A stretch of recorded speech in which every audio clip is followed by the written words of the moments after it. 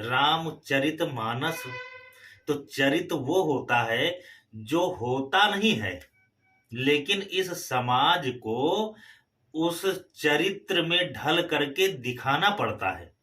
तो भगवान राम का जो चरित्र है, ये भगवान राम वो है नहीं जो देख रहे हो कि मनुष्य रूप में वो सीता जी की खोज कर रहे हैं, वो जगह जगह भटक रहे हैं।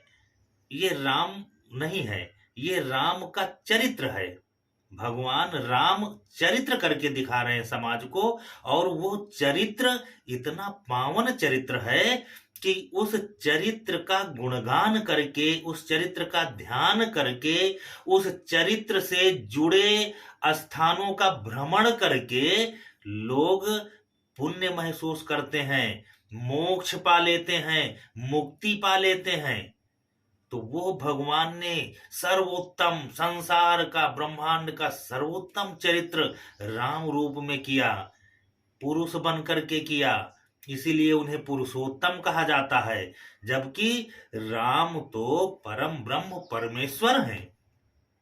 जो राम मनुष्यों के लिए, इस धरती के वासियों के लिए अपने चरित्र के द्वारा उनको बता रहे हैं। अब माता सीता का हरण रावण कर लेता है। माता सीता कौन है?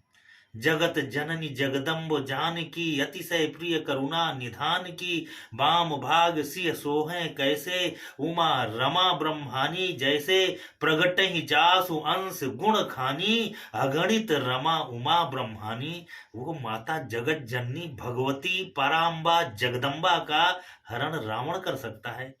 कभी नहीं कर सकता है। तो माता जगत जननी भी सीता के रूप में इस समाज को अपने चरित्र के द्वारा सीख दे रही हैं। तो भगवान राम के साथ में जितने भी जुड़े हुए लोग हैं, वो सब अपना अपना चरित्र कर रहे हैं। वो रामचरित मानस है। और उस रामचरित के द्वारा इस संसार को जीने के लिए, संसार को चलने के लिए, संसार को अनुसरण करने के लिए भगवान राम ने मनुष्य रूप में आकर के सीख दिया है। अब हम गलती ये करते हैं कि उन कथाओं का श्रवण तो करते हैं, खूब मनोभाव से श्रवण करेंगे, मनोयोग से करेंगे, लेकिन आचरण में नहीं उतारते हैं। तो जब तक प्रभु के चरित्र को आचरण में नहीं उतारा जाएगा, अरे जितना हो सकता है थोड़ा से भी, थोड़ा से भी थोड़ा, एक अंश भी, थोड़ा से भी अगर मनुष्य के जीवन में प्रभु राम का चरित्र उतर आए, तो फिर उसका तो ये मानव रूप में आना, मनुष्य बनना ही चरितार्थ हो गया। उसने मनुष्य योनि में आने का फल प्राप्त कर लिया। लेकिन होता ऐसा नहीं है। कथाएं तो सुनी जाती हैं, लेकिन उन कथाओं से, पूजा से, भक्ति से, आराधना से केवल अपना स्वार्थ जोड़ लिया जाता है। किसी को धन चाहिए, किसी को भूमि चाहिए, किसी को मान चाहिए, किसी को सम्मान चाहिए, और कोई मनोरंजन के लिए सुन रहा है, कोई मनोरंजन के लिए सुना रहा है, कोई मनोरंजन के लिए पूजा पाठ धर्म इत्यादि सब कुछ कर रहे हैं। कथावाचक भी मनोरंजन के लिए और धन के लिए, अर्थ के लिए कथाएं सुनाए जा रहे हैं। तो जो वास्तविक संदेश जाना चाहिए प्रभु राम के चरित्र का, जो उन्होंने उस बैकुंठ से आकर के इस धराधाम में अपने भक्तों के लिए चरित्र के द्वारा अपने जो क्रियाएं करके सीख दिया, उसको अगर हम धारण ना कर पाए, तो फिर हमको लगता है कि फिर कथा का महत्व क्या रहेगा। श्रवण करना पूजा है, ये भी भक्ति है, लेकिन श्रवण किस लिए किया जाता है? कि उस श्रवण से समझ में आ जाए, और समझ करके उचित अनुचित का विचार करके हमको उचित कार्य करने चाहिए, जो भगवान राम ने सिखाए हैं। अपने चरित्र के द्वारा। और श्रवण करके अगर समझ में ही ना आए, एक कान से सुनो एक कान से निकाल दो, तो फिर श्रवण करने का मतलब क्या है? ये तो जब तक आप बैठे हैं किसी संत के साथ में, किसी धर्माचार्य के साथ में, किसी कथा में, तब तक आपको आनंद मिल रहा है। और जैसे ही उठे तो आपने जो सुना था वही रख दिया, कुछ यादें नहीं है, कुछ लिए नहीं हमने, कुछ ग्रहण नहीं किया, तो फिर कथा का मतलब क्या रह गया? तो कथाओं से हमें लेना चाहिए।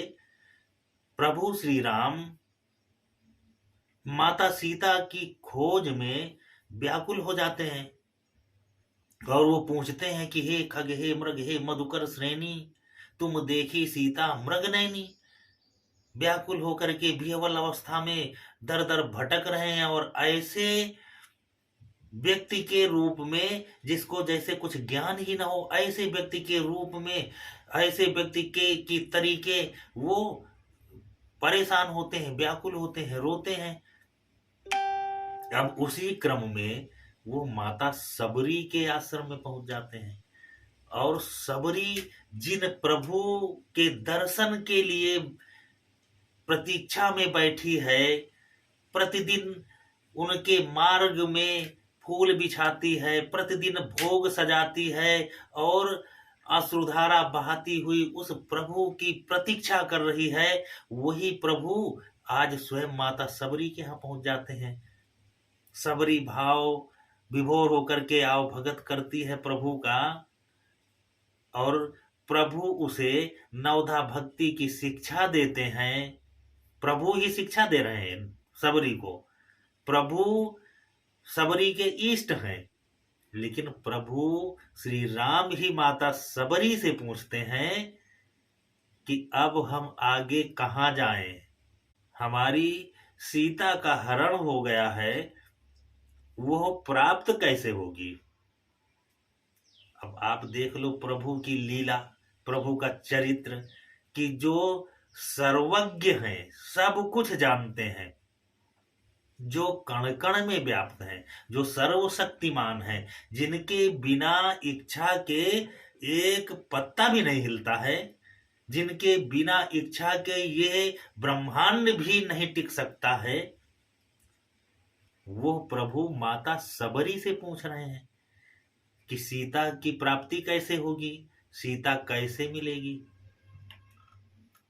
तो माता सबरी ने कहा कि प्रभु, सीता तो आपके पास ही है, आप बिना सीता के एक पल रह ही नहीं सकते हो, क्योंकि सीता ही तो प्रभु आपकी शक्ति है, आपकी माया है, आपकी भक्ति है, और सीता कभी आपको छोड़ सकती ही नहीं है, और आप भी सीता के बिना रह ही नहीं सकते हो।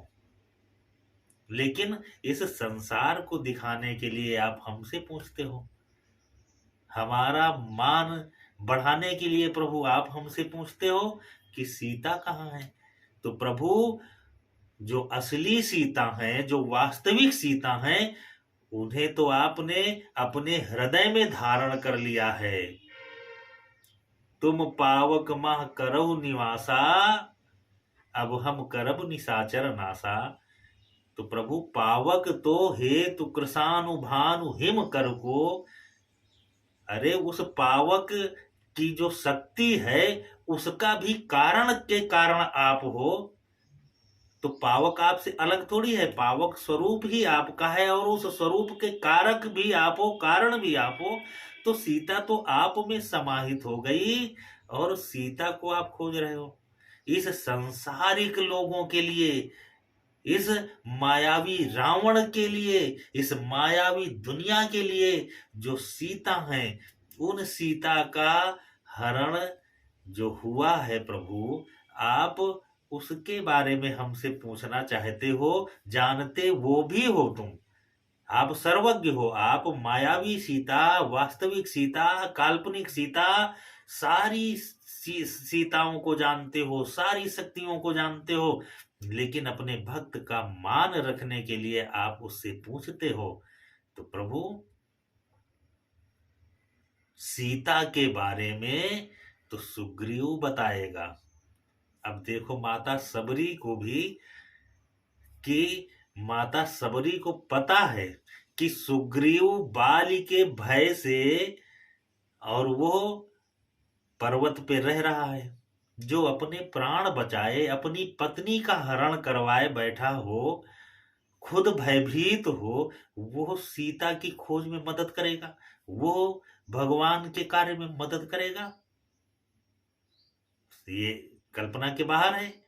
लेकिन माता सबरी बाली का पता नहीं बताती हैं, बाली के लिए नहीं कहती हैं कि वो परम बलशाली बाली, जिसके सामने जाने मात्र से आधा बल रह जाता है, आधा बल बाली खींच लेता है, जिसका कोई सामना करने वाला नहीं है, जो रावण को भी अपनी कांख में दबा करके रख सकता है, उस बाली से मदद लेने के लिए माता सबरी ने प्रभु श्री राम से नहीं कहा, और सुग्रीव के पास प्रभु राम को भेज दिया कि आप प्रभु सुग्रीव से मिलिए।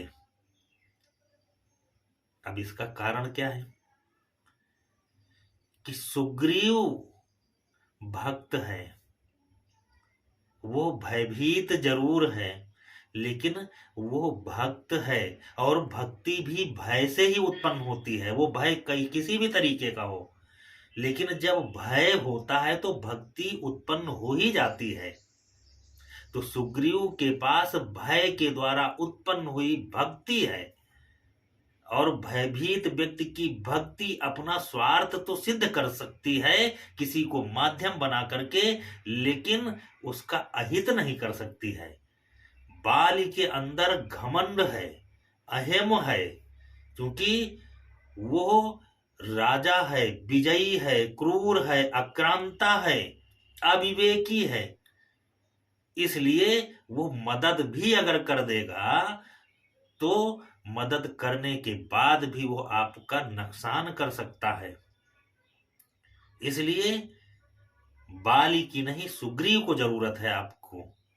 बाली आपकी मदद करने के बाद भी आपको नीचा दिखाने का मन करेगा, समाज में आपको छोटा बताएगा, लेकिन सुग्रीव आपको अपना ईश्वर बताएगा, अपना भगवान बताएगा।